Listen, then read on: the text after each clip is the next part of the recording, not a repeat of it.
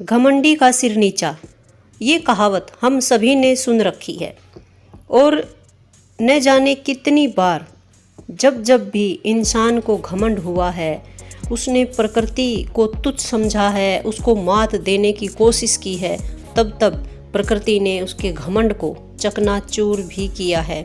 लेकिन फिर भी न जाने क्यों, जाने अनजाने में इंसान को कभी न कभी अपनी किसी न किसी चीज़ पर घमंड हो ही जाता है। तो इसी तरह से घमंड हुआ था एक बार श्री कृष्ण की पटरानी रानी सत्यभामा को। अहंकार हुआ था गरुड़ को और अहंकार हो गया था श्री कृष्ण के सुदर्शन चक्र को।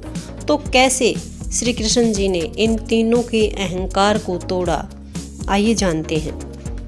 हुआ कुछ यूं था कि एक बार श्री कृष्ण जी रानी सत्यभामा के साथ बैठे हुए थे और गरुड़ और सुदर्शन चक्र भी उनके साथ बैठे हुए थे।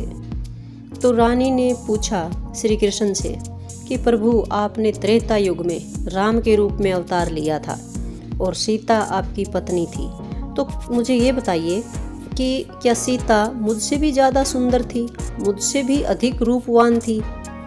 श्री कृष्ण को लगा कि रानी सत्यभामा को अपनी सुंदरता पर अहंकार हो गया है।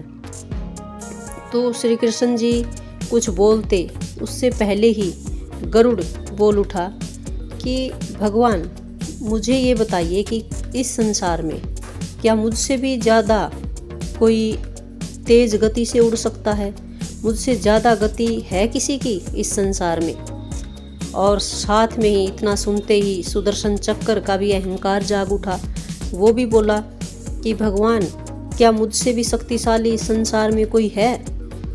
तो अब श्री कृष्ण जी समझ गए थे भाई तीनों को अपनी अपनी बातों पर अहंकार हो गया है और कुछ ना कुछ लीला करनी पड़ेगी जिससे कि इनका अहंकार दूर हो जाए।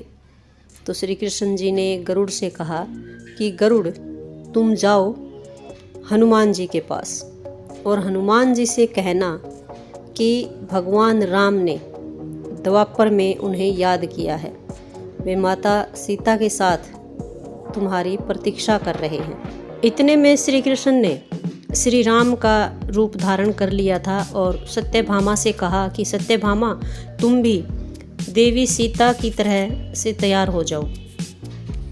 तो ऐसा सुनकर गरुड़ जी वहाँ से चले जाते हैं और पहुँच जाते हैं हनुमान जी के पास। तो हनुमान जी के पास जाकर वो कहते हैं कि हनुमान, तुम्हें भगवान राम ने याद किया है, वे माता सीता के साथ द्वारका में तुम्हारी प्रतीक्षा कर रहे हैं। तुम मेरी पीठ पर बैठ जाओ, मैं तुम्हें वहाँ पर ले चलता हूँ। तो हनुमान जी ने कहा कि नहीं गरुड़, तुम चलो, मैं आ जाता हूँ। तो गरुड़ को लगा कि हनुमान जी बेचारे वृद्ध भी हो गए हैं और इनको तो पहुँचने में काफ़ी टाइम लगेगा, चलो फिर भी ये मेरी बात नहीं मान रहे तो कोई बात नहीं। तो ऐसा सोचकर गरुड़ वहाँ से चल पड़ते हैं और जैसे ही गरुड़ वहाँ पहुँचते हैं द्वारका में, वो ये देखकर हैरान हो जाते हैं कि हनुमान जी वहाँ उन गरुड़ के पहुँचने से पहले ही मौजूद थे। ये देखकर गरुड़ का तो अहंकार टूट जाता है कि उनको तो लगा था हनुमान जी कहाँ इतनी तेज़ गति से आ पाएंगे और वैसे भी वो वृद्ध हो चुके हैं।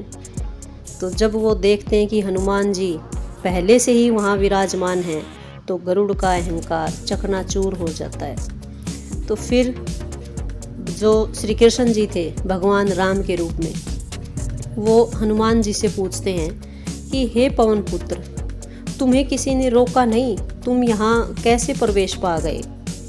तो हनुमान जी ने अपने मुंह से सुदर्शन चक्र को निकाला और सुदर्शन चक्र भगवान को सौंपते हुए कहते हैं कि भगवान, इस चक्र ने मुझे रोकने की कोशिश की थी, मैंने इसको मुंह में डाल लिया और फिर मैं आपके पास आपसे मिलने के लिए आ गया। तो सुदर्शन चक्र का भी घमंड जो है अब टूट चुका था और वो भी अपनी बात पर लज्जित था। और हनुमान जी फिर कहाँ रुकने वाले थे? उन्होंने कहा कि भगवान, आज आपने किस दासी को इतना सम्मान दे दिया है कि आपने माता सीता की जगह पर अपने सिंहासन पर उनको स्थान दिया है। तो ये इतना सुनते ही रानी सत्यभामा का भी जो अहंकार था, उनको अपनी सुंदरता पर घमंड था, वो अहंकार भी चूर चूर हो गया था। और तीनों ही रानी सत्यभामा, गरुड़ और सुदर्शन चक्र बहुत ज़्यादा लज्जित थे और उन्होंने भगवान से माफ़ी मांगी। तो इस कहानी से हमें यही शिक्षा मिलती है कि हमें घमंड नहीं करना चाहिए, क्योंकि घमंड तो कभी भी किसी का नहीं रहा। अगर कोई अच्छी चीज़ आपके पास है तो उसे एंजॉय कीजिए, घमंड किस चीज़ का। और अगर कोई अच्छी काबिलियत आपके पास है तो उसको यूज करके आप आगे बढ़िए, उसको सही से यूटिलाइज करिए, अहंकार मत कीजिए।